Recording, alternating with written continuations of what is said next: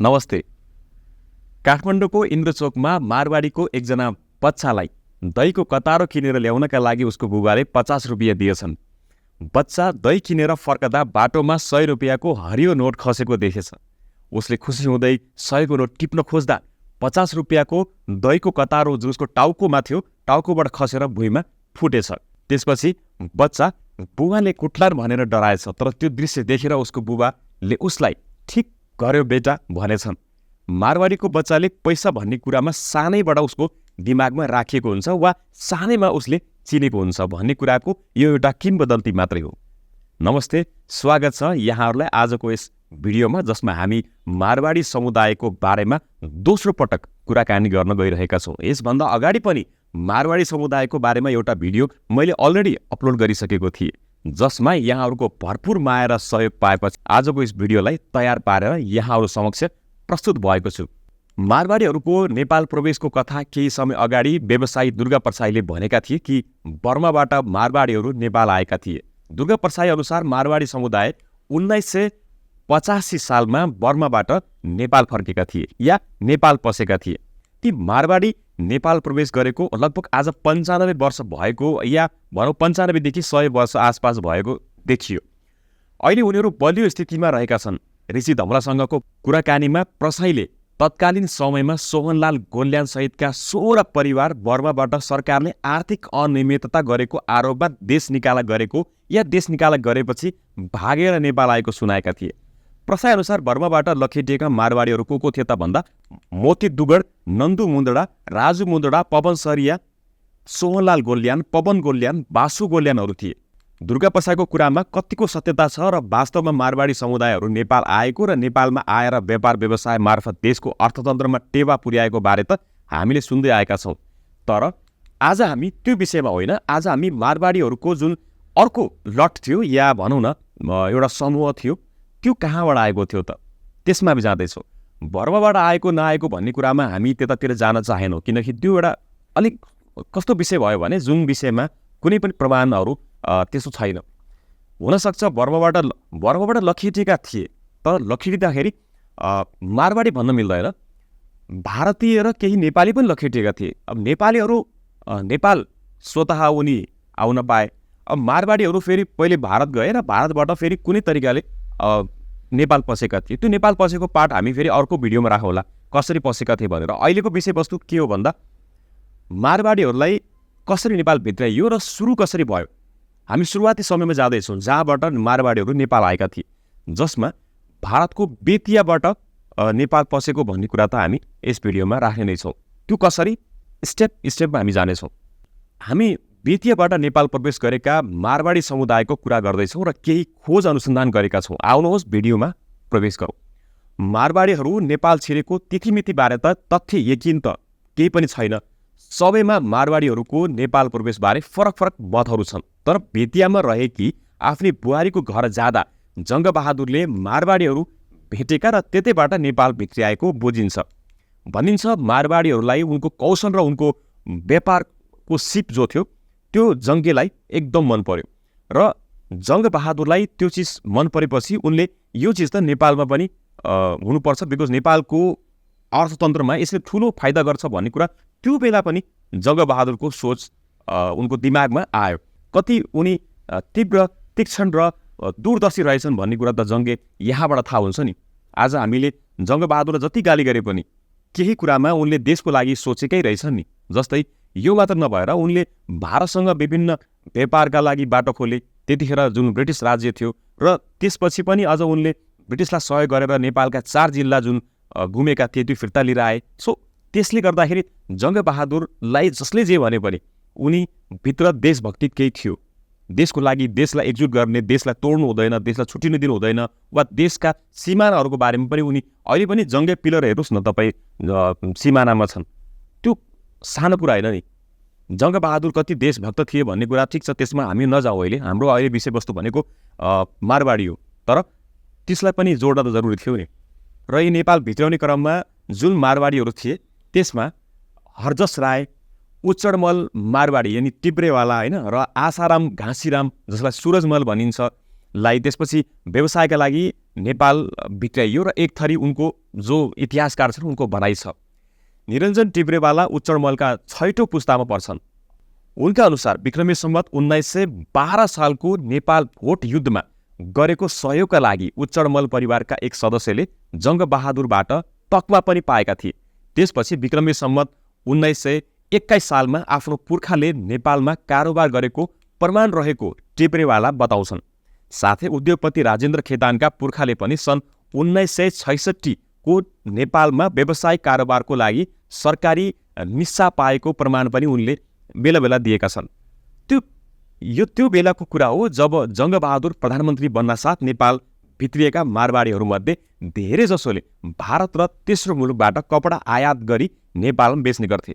नेपालका गल्ली गल्लीमा मारवाडीहरू कपडा लिएर घर घरमा जाने, इभन राजदरबारमा पुगेर रानीहरूलाई त्यो साडीहरू देखाएको कुरा त हामी जताकतै सुन्छौँ र अहिले पनि त्यो इतिहासमा भएको कुरा त हामीलाई कल्पनै लाग्छ, तर पनि त्यो यथार्थ हो। काठमाडौँको मक्खन गल्ली, इन्द्रचोक, भेडासीमा मारवाडीहरूको पसल थिए।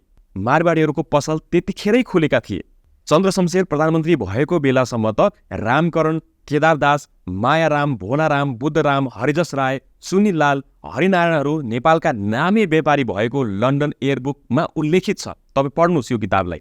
यहाँसम्म त थाहा भइसक्यो कि मारवाडी समुदायमा धेरैजसो परिवारहरू भारतको बेतिया भन्ने ठाउँबाट आएका थिए वा नेपाल प्रवेश गरेका थिए। अब यो बेतिया भन्ने ठाउँको बारेमा कति सत्यता छ, यो कुराका लागि बेतिया ठाउँको बारेमा बुझ्नुपर्ने जरुरी देखियो। हामीले रिसर्च गर्यौँ र बेतिया भन्ने ठाउँ छिमेकी मुलुक भारतको बिहार राज्यमा पर्ने पश्चिम चम्पारण जिल्ला बिहार राज्यको एउटा प्रशासनिक मुख्यालय भएको जिल्ला हो। भारत नेपाल सीमा नजिक रहेको यो ठाउँ बिहारको पटना सहरबाट लगभग 225 किलोमिटर आसपास र उत्तर पश्चिममा अवस्थित छ भने यो पश्चिमी चम्पारण नेपालको वीरगञ्जबाट 60 किलोमिटर पश्चिममा अवस्थित छ। 5228 वर्ग किलोमिटर क्षेत्रमा फैलिएको बिहारको सबैभन्दा ठूलो जिल्ला हो। बेतिया भन्ने यो ठाउँ बिहारका अन्य सहरहरूको तुलनामा शिक्षा प्रणालीको लागि अलिकति बढी परिचित ठाउँ हो, जसमा बेतियाको शिक्षा प्रणालीमा कन्भेन्ट शिक्षाले यसमा प्रमुख भूमिका खेलेको छ। अब कुरा गरौँ कि भारतको बिहारमा पर्ने बेतिया भन्ने ठाउँ नै किन इतिहास त्योसँग जोडिएको छ, वा किन जङ्गबहादुरको बुहारीले बिहे गरेर त्यही ठाउँ गइन्, किन इतिहासमा धेरै राजाहरूले त्यहाँ शरण लिए, या बेतिया भन्ने ठाउँ नै किन यो इतिहाससँग जोडिन्छ त भन्ने कुरामा फेरि आउनुहोस् कुराकानी गरौँ। यसका लागि हामी इतिहासमा अलिकति पछाडि यात्रा गरौँ। पाल्पाका प्रथम राजा रुद्रसेन, मुकुन्दसेन प्रथम र तनहुँ राज्यका पहिलो राजा भृङ्गसेन र त्यहाँका प्रभावशाली राजा दामोदर सेनसँगै जोडिएको छ। वास्तवमा रामनगरको इतिहास खोतल्ने हो भने मुकुन्दसेन प्रथमभन्दा अगाडि नै राजपुर, रामनगर, सोमेश्वर लगायत क्षेत्र पाल्पा राज्य अन्तर्गत पर्दथे। अब पाल्पा राज्य अन्तर्गत पर्ने बेलामा मैले भने कि राजपुर, रामनगर र सोमेश्वर चितवन क्षेत्रको आसपासको क्षेत्रलाई भनिन्छ भने राजपुर र रामनगर चम्पारण क्षेत्रभित्रको एउटा भाग हो। यानि राजपुर र रामनगर जोडिसकेपछि पश्चिमी चम्पारण र बेतिया आसपासको जिल्लालाई त्यतिखेर राजपुर र रामनगरको नामबाट पनि उनलाई चिनिन्थ्यो। यो दुई जस्तै काठमाडौँ, भक्तपुर, ललितपुर भन्ने भनिन्छ, त्यसरी राजपुर, रामनगर र सोमेश्वर क्षेत्र रहेका थिए र यो पाल्पा राज्यको अन्तर्गत पर्दथ्यो।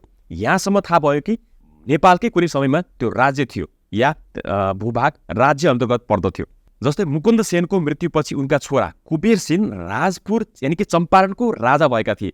यसबाट के प्रश्न हुन्छ भने कुनै समय नेपालको राज अधिकार बेतियासम्मै पुगेको थियो। मुकुन्द सेन प्रथमका नाति चन्द्रसेनका वंशज मदन सेन निसन्तान भएपछि राजपुर राज्य पनि तनहुँका शक्तिशाली राजा दामोदर सेनले प्राप्त गरे या अधिकार गरे। अब राजपुरको केन्द्र नै रामनगर थियो। दामोदर सेनको मृत्युपछि उनका छोरा दिग्विजय सेन तनहुँका राजा भए। यसबीच भारतको बेतियाका राजालाई राजपुर तनहुँसँग गाभिएको मन परेको थिएन। दिग्विजयले यो कुरा राम्ररी बुझेका थिए। उनले बेतियाको राजाको आक्रमणबाट बच्नका लागि मुगल राजासँग सम्झौता गरिहाले, एकदम चलाखी गरिहाले उनले। तर यसको परिणाम के हुन्छ भन्ने कुरा अब थाहा हुन्छ। यसपछि दिग्विजयको पालामा राजपुरले रामपुरको ठाउँमा मुगल शासकलाई कर तिर्न थाल्यो। पहिले कर नेपालमा आउँथ्यो, यानि कि पाल्पालाई आउँथ्यो, तर यो कर अब मुगललाई गयो। किन? मुगलको शरणमा गएपछि त मुगलबाट बच्न त पाए, आफू बचे, तर त्यो कर चाहिँ कसलाई गयो? शासकलाई गयो, मुगल शासकलाई। त्यसपछि राजपुरमा तनहुँका सेन राजाको हैसियत मुगल शासक अन्तर्गत अधीनस्थ रूपमा रह्यो। यति मात्रै। त्यसपछि समय आयो अङ्ग्रेजहरूको, मुगलहरू गए, आयो समय अङ्ग्रेजहरूको जब त्रिविक्रमसेन द्वितीय विक्रमी सम्वत 1800 देखि 1826 सम्म जसको शासन थियो को पालामा भारतमा अङ्ग्रेजहरूले आफ्नो साम्राज्य कायम गरे। मुगल शासक अधीनस्थ तनहुका राजाहरूको जमिनदारी मुगलहरूको ठाउँमा अङ्ग्रेजहरू अन्तर्गत पर्न गयो र उनीहरूले जमिनदारी दस्तुर यानि कर अङ्ग्रेजहरूलाई बुझाउन थाले। त्रिविक्रमसेनपछि तनहुका राजा कामरी दत्त सेन बने। 2 वर्ष पनि शासन गर्न नपाउँदै गोर्खा राज्यले तनहुमाथि गरेको आक्रमणमा उनको मृत्यु भयो। त्यसपछि उनका भाइ हरकुमार दत्त सेन 12 वर्षकै उमेरमा राजा भए।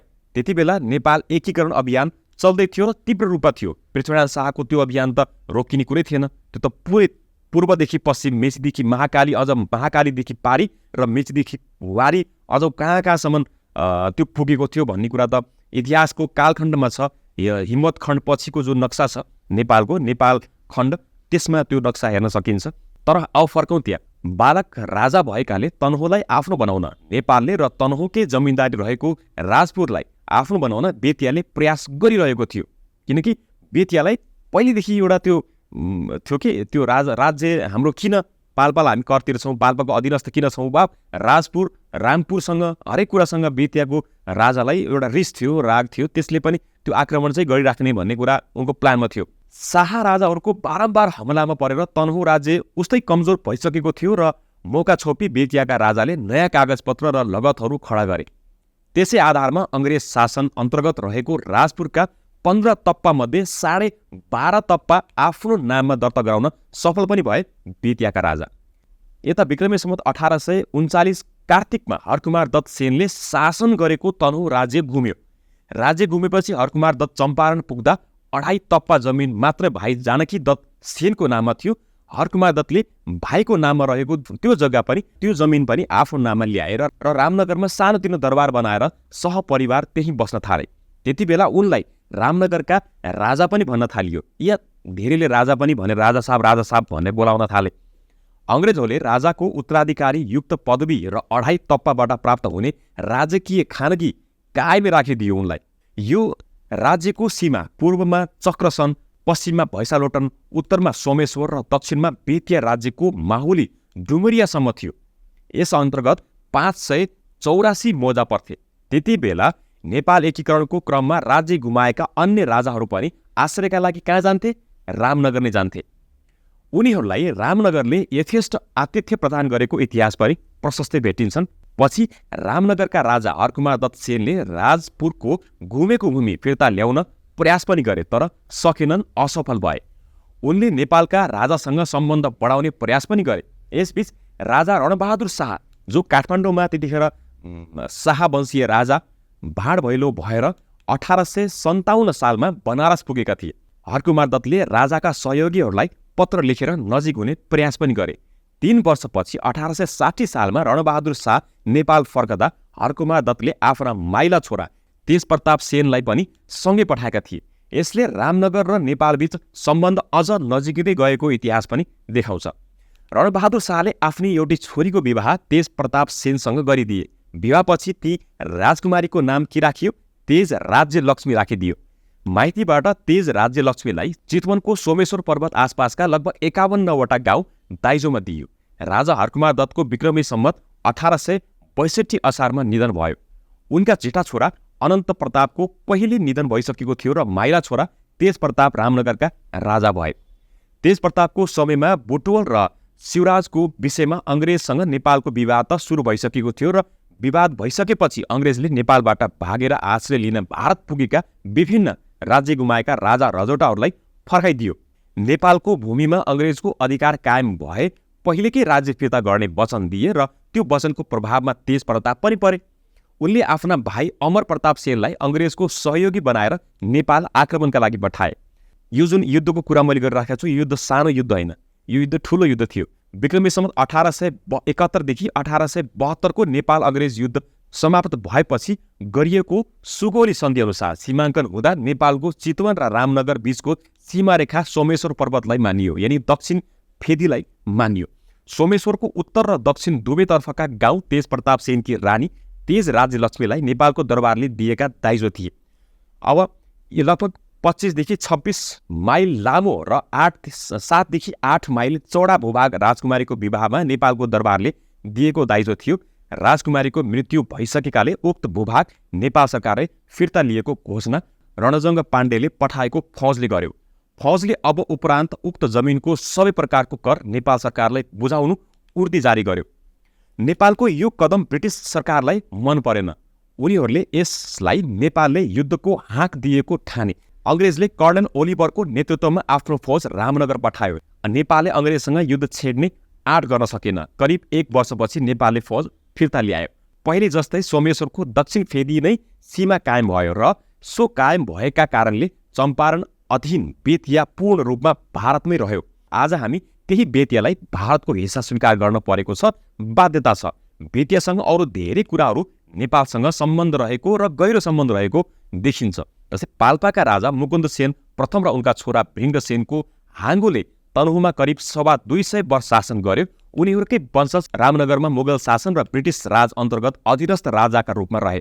त्यसपछि भने रामनगरको शासन शाह वंशको हातमा गयो र गोर्खाली शाह राजाहरूले तनहु मात्र नभएर रामनगरको राज्यको जमिनदारी पनि हातमा पारे। राजा राजेन्द्रका वंशज अहिले पनि रामनगरमा बस्छन्। यसैगरी विक्रमी सम्वत 2004 सालपछि भारत अङ्ग्रेजको आधिपत्यबाट स्वतन्त्र भयो। गणतन्त्र भारतको नयाँ सरकारले जमिनदारी प्रथा उन्मूलन गर्यो र यो सँगै रामनगरको जमिनदारी भारतको बिहार राज्यमा गाभियो। अहिलेको यो अवस्थामा रामनगरका नेपालीहरू रामराजाका सबै सन्तानलाई राजपरिवारकै हैसियतमा सम्मान गर्छन्। उनीहरूपछि भने रामनगरको राजपरिवारको इतिहास लगभग भने सकिएको छ, देखिँदैन। केही इतिहासकार अनुसार पछि राजकुमार बहादुर शाह भारतको बेतियामा गई त्यही नै निर्वासित जीवन बिताउन थाले र यस्तै केही घटनाहरूका कारण इतिहासमा नेपाल र बेतियाको सम्बन्ध हाम्रो अगाडि छ। अब कुरा गरौँ मारवाडीहरूको नेपाल प्रवेश कहिले भयो, कसरी भयो त? विक्रमी सम्वत 1912 मा नेपाल र भोट युद्ध सुरु भयो। यो युद्धमा सङ्घाए बाफतै नेपालका श्री 3 जङ्गबहादुरले मारवाडीहरूको उच्चडमल परिवारका एक सदस्यलाई तकमाने दिए। जङ्गबहादुरकै आग्रहमा व्यवसाय प्रवर्धनका लागि नेपाल आएका मारवाडीहरूको 7औं पुस्ता 8औं पुस्ताले अहिले नेपालमा व्यावसायिक साम्राज्य खडा गरेका छन् या अघि बढाएका छन्। यसबाहेक नेपाल भारत सम्बन्धका सांस्कृतिक र आर्थिक आयाममा मारवाडीहरूको नेपाल बसाइले झन्डै 170 वर्षदेखि नै निकै महत्त्वपूर्ण अर्थ राख्दै आएको छ। श्री 3 ले नै विशेष महत्त्व दिएकाले काठमाडौँको शक्ति केन्द्रहरूमा मारवाडीहरूको पहुँच हुनु स्वाभाविकै थियो। उपत्यका बाहिरकाले बिना अनुमति प्रवेश समेत नपाउने त्यो बेला काठमाडौँमा मारवाडीहरूले जग्गा जमिन किन्न पाउँथे। नागरिकता सुरक्षा र सहयोगी ल्याउन पाउने शर्तमा मारवाडीहरू नेपाल आएको टिप्रेवाला बताउँछन्। सहयोगीहरूले पछि परिवार ल्याउने अनुमति पाए पनि कालान्तरमा उनीहरू पनि नेपालका बलिया व्यवसायका रूपमा स्थापित भएको धेरै मारवाडीहरू बताउँछन्। मारवाडीहरूलाई राज्यले कतिसम्म विश्वास गरेको थियो भने उनीहरूले आयात गरेको सामान भन्सार फुकाउनु पर्दैन थियो। जस्तै अरूको कति एक चेक गरिन्थ्यो, तर उनीहरूलाई त्यो सामान नै जस्तो आउँथ्यो सिल प्याक, त्यसै सिल प्याक नेपालमा पस्नु पाउँथ्यो। घरमै ल्याए पनि ल्याए भनेर 6 महिनापछि कर तिरे पुग्थ्यो। तर त्यो बेला हरजस राय र उनको सन्तानलाई भने बेइमानी गरेको भन्दै या अनियमितता गरेको भन्दै राणाहरूले उपत्यकाबाट बाहिर निकालेको इतिहास पनि छ। मारवाडीहरूले नेपालका श्री 3 को आग्रहमा जसरी व्यावसायिक सहयोग गरे त्यसबाट प्राप्त नाफालाई नेपालकै श्रीवृद्धिमा खर्च गरिरहेको इतिहासदेखि अहिले वर्तमानसम्म पनि त्यही देखिन्छ। भारतबाट विक्रमी सम्वत 1900 को पहिलो दशकमै नेपाल भित्रिएका मारवाडीको 7औं पुस्ताले अहिले नेपालको अर्थतन्त्र अघि बढाउनका लागि लगानी, चिन्ता र चासो व्यक्त गरिरहेको देखिन्छ। जङ्गबहादुरको देशमा कपडा बेच्न आएका मारवाडीहरूले आफ्नो व्यावसायिक दायरालाई अहिले अस्पताल, वित्तीय क्षेत्र, वित्तीय उत्पादन, अटोमोबाइल्सदेखि खाद्यान्नसम्म विस्तार गरिसकेका छन्। अब कुरा गरौँ मारवाडीहरूलाई नेपालमा सुविधा के थियो त? जङ्गबहादुरले स्वयं बेतियाबाट व्यापारकै लागि ल्याएको मारवाडीहरूले दरबारबाट पनि सहयोग पाए। राणाले त्यतिखेर झिकाएका 32 परिवारमध्ये 22 परिवार मारवाडी र 10 परिवार रौनियारहरू रहेको अनुमान छ। यिनै 32 परिवारहरूलाई राणाले 32 कोठी महाराजको पदवी दिएका थिए। त्यतिखेर मारवाडीहरूले नेपाल आयात गरेको सामान सरकारले भन्सार समेतमा छुट दिएको थियो, जो कि आजको समयमा त्यही भन्सार करले नेपालका साना व्यापारीहरूलाई हम्मे परेको छ। चौधरी समूहको जग त जुद्ध शमशेरले दिएको पसलबाटै सुरु भएको थियो।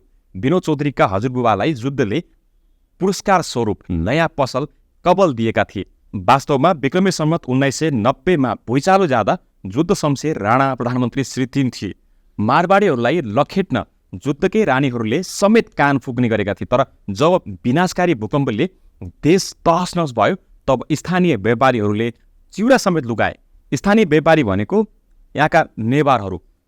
तर मारवाडीहरूले विपत्तिमा परेका नेपाली नागरिक र शासकलाई सकेसम्म सहयोग गरे।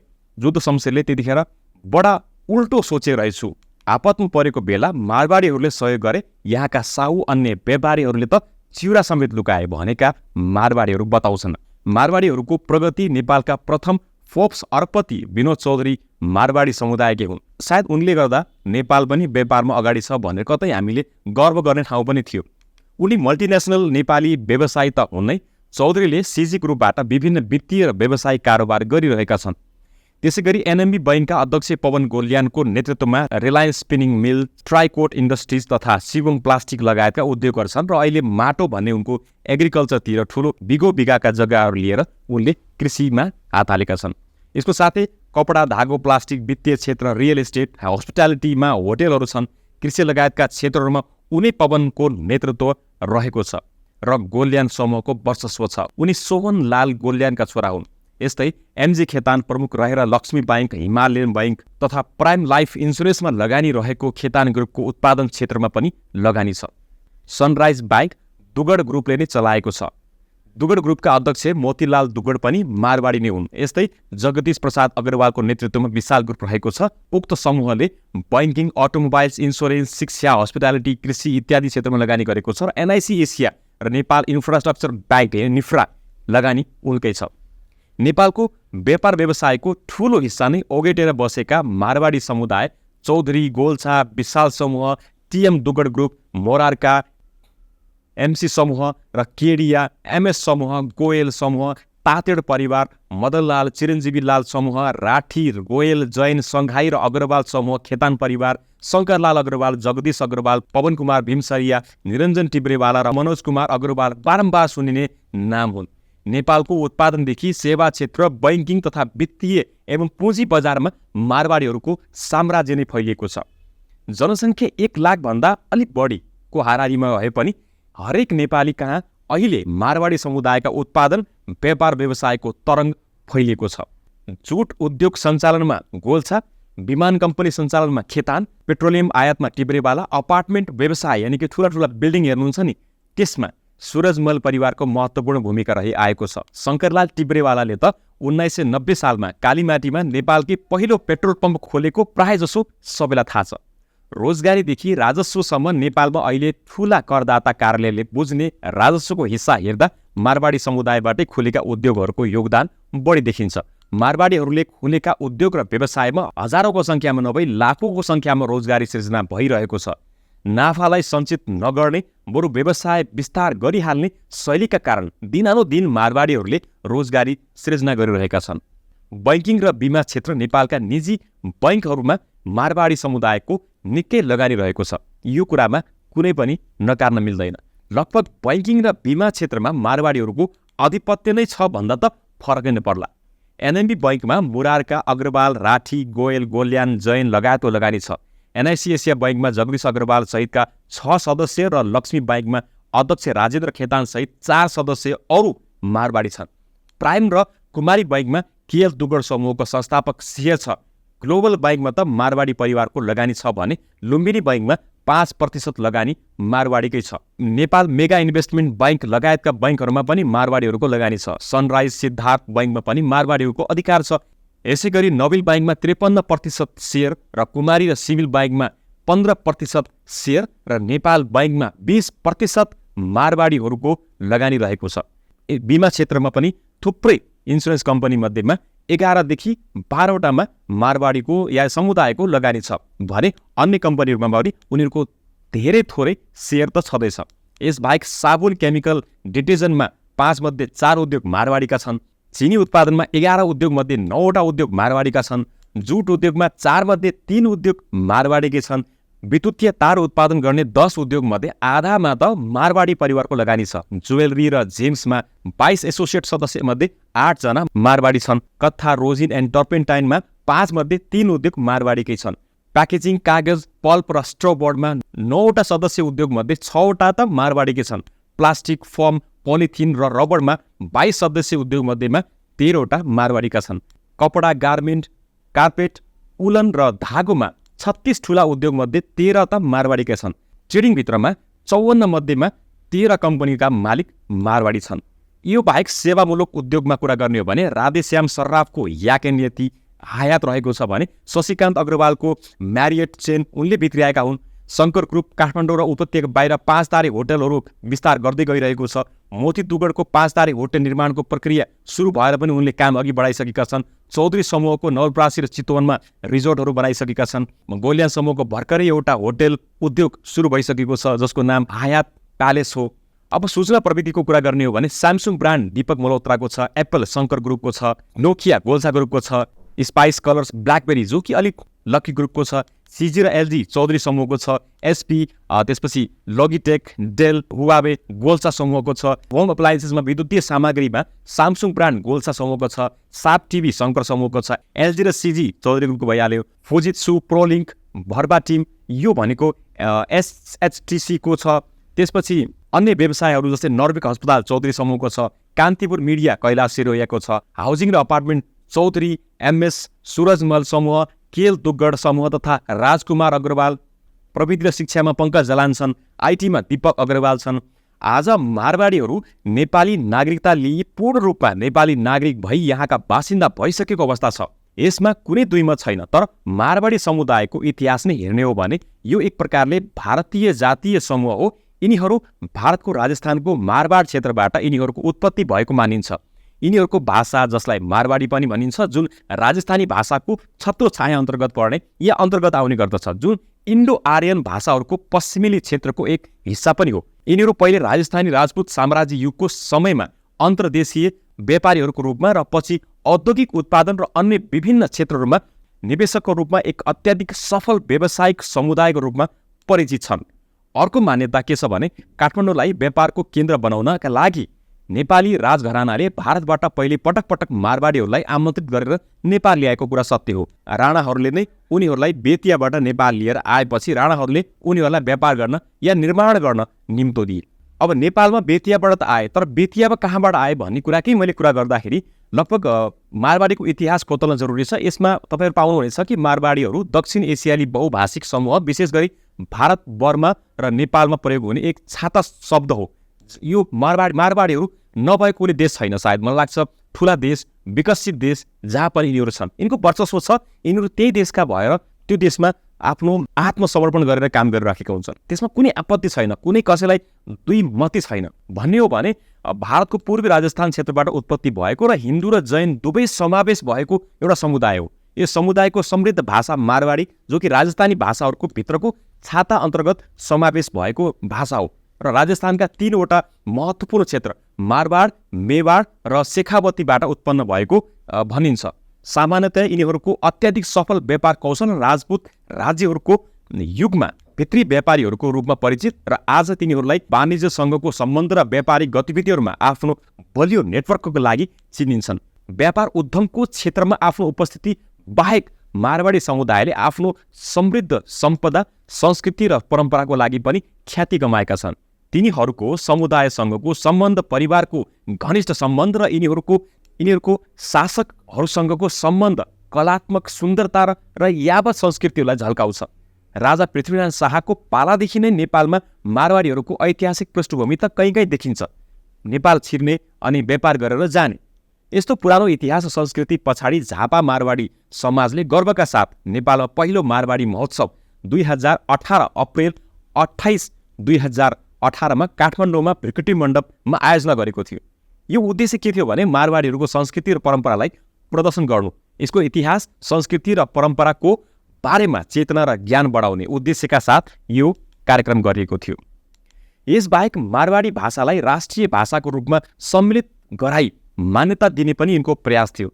मारवाडीहरूको इतिहासको बारेमा बुझ्न चाहनुहुन्छ भने तपाईँले बुझ्न सक्नुहुन्छ। नेपालमा धेरै समुदायहरू छन्, जस्तै नेपालमा सम्पर्कका लागि झापा मारवाडी समाज, मारवाडी युवा मञ्च, नेपाल मारवाडी ब्राह्मण सेवा, सुनसरी मारवाडी समाज, पशुपति मारवाडी सेवा सङ्घ, मारवाडी सेवा समिति नेपाल, नेपाल राष्ट्रिय मारवाडी परिषद, नेपाल महेश्वरी परिषद र अग्रवाल सेवा केन्द्र लगायतका संस्थाहरूसँग तपाईँ सम्पर्क गर्न सक्नुहुन्छ।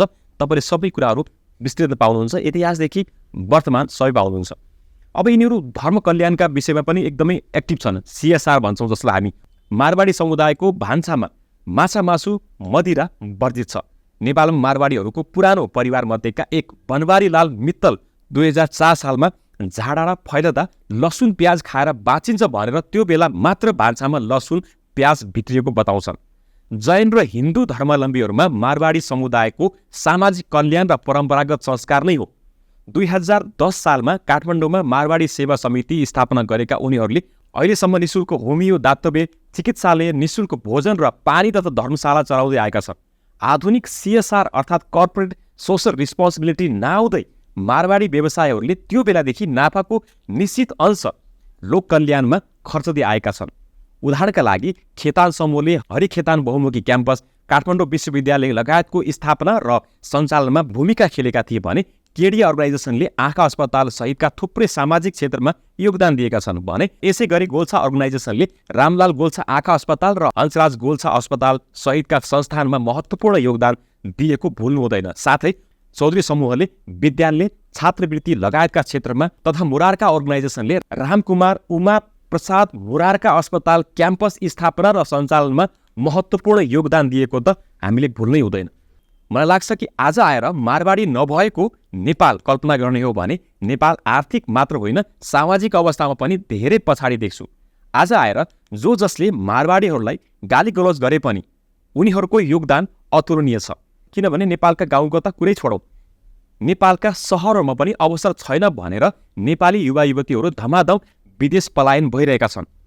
लीलबहादुर छेत्रीले पनि बसाई भन्ने उपन्यास त्यसै लेखेका त होइन रहेछन्। राष्ट्रप्रतिको माया भए जसले पनि आफ्नो योग्यता अनुसारको अवसर यही सृजना गर्न सक्छ, जसरी मारवाडी युवाहरूले आज गरिरहेका छन्। आफ्नै देशमा केही गरेर बस्ने राष्ट्रवादी हुन्छ, पलायन भएर अर्काको देशमा गएर बस्ने कसरी राष्ट्रवादी हुन्छ भन्नुहोस् त। अनेकौं प्रयास गर्दा पनि बाहिर जान नपाएका नेपाली युवाहरूले वास्तवमा सहज आर्जनको बाटो मात्र अपनाएको देखिन्छ। अधिकांश युवाहरू राजनैतिक पार्टीका नेताहरूको निकट आफ्नो सम्बन्ध बनाउँछन्, त्यसैको आडमा अनेकौं अनैतिक कार्य पनि गरिरहेका हुन्छन्। तर मारवाडी समुदायका युवाहरू यी यावत कुराहरूबाट टाढा रहेको देखिन्छ। नेपालका मारवाडीहरू राष्ट्रवादी हुँदैनन् या होइनन् भन्ने कुरालाई यसरी पनि नकार्न सकिन्छ कि नेपालको नागरिकता लिई नागरिक भएपछि मारवाडीहरूलाई कसैले राष्ट्रवादी होइन भन्न पाइँदैन। उनीहरूले नेपाली नागरिकता हामी सरह नै लिएका हुन्छन्, त्यही कानुन बमोजिम लिएका हुन्छन् जुन तपाईँ हामीले लिएका छौँ। कसैले पनि त्यसरी बोल्नै मिल्दैन। मारवाडीहरूले व्यापार गरे, आय आर्जन गरे भनेर त्यसरी बोल्न पाइँदैन। मारवाडीहरूले पैसा कब्जामा लियो भन्न त अझ मिल्दैन। उनीहरूले व्यापार गरे भनेर डाहा पनि गर्नु हुँदैन। अरूले पनि व्यापार गर्दा हुन्छ नि, व्यापार जसले पनि गर्दा हुन्छ, जसले पनि पैसा कमाउन मिल्छ। हाम्रा छोराछोरीहरू 11-12 पढ्न बित्तिकै विदेश जाने तयारीमा लाग्छन्। मारवाडीहरू यही बसेर गुडा धसेर व्यापार गर्छन् अनि पैसा उनीहरूको हातमा नभए कसको हातमा हुन्छ त? जसले काम गर्छ उसकै हातमा जान्छ नि। मेरो सिद्धान्त त्यही हो, जसले गर्छ उसैको हातमा जान्छ। जसले मेहनत गर्छ उसैले पाउने हो मेहनतको फल। मेहनत नगर्नेले त पाउने होइन नि। बैंकले पत्याउने, बैंकले दिने त्यो बैंकको आन्तरिक कुरा हो। उनीहरूले बैंक खोले, इन्सुरेन्स खोले, फ्याक्ट्री खोले भन्दैमा राष्ट्रवादी होइनन् भन्न मिल्दैन। मारवाडीहरूको यो देशमा अरूको भन्दा कम देन छैन, कम त्याग पनि छैन। हामी जस्तै छ उनीहरूको भ्याल्यु। हाम्रा मानिसहरू अमेरिका, बेलायत, अस्ट्रेलिया, क्यानाडा गएर बसेका छन्। त्यहाँका नागरिक सरह अधिकार दिएको छ उनलाई। नेपालमा मारवाडीहरू खुरुक्क भारतबाट आएर नेपाली नागरिकता पाएका होइनन्। हामीभन्दा अगाडि पुस्तौँदेखि आएर बसेका छन्। वंशजकै आधारमा नागरिकता पाएका छन्। आफूले आर्जन गरेको रकमबाट राज्यलाई कर पनि तिरेका छन्। यहाँका मारवाडीहरूले आधिकारिक रूपमा नेपाली नागरिकता बोकेर बसेका छन्। अरू जस्तै व्यापार गरेर बसेका छन्। इलिगल त बसेका छैनन् होला। मारवाडीसँग धेरै पैसा थियो, धेरै कमाए होला, ठुलो लगानी गर्दा बैंकले पत्याए होला, बैंकले बिना दितो ऋण दियो पनि होला। त्यो बेग्लै कुरा हो। तर कसैले पनि राष्ट्रवादी नै होइन भनेर गलत कुरा त गर्न मिल्दैन होला नि। नमस्ते।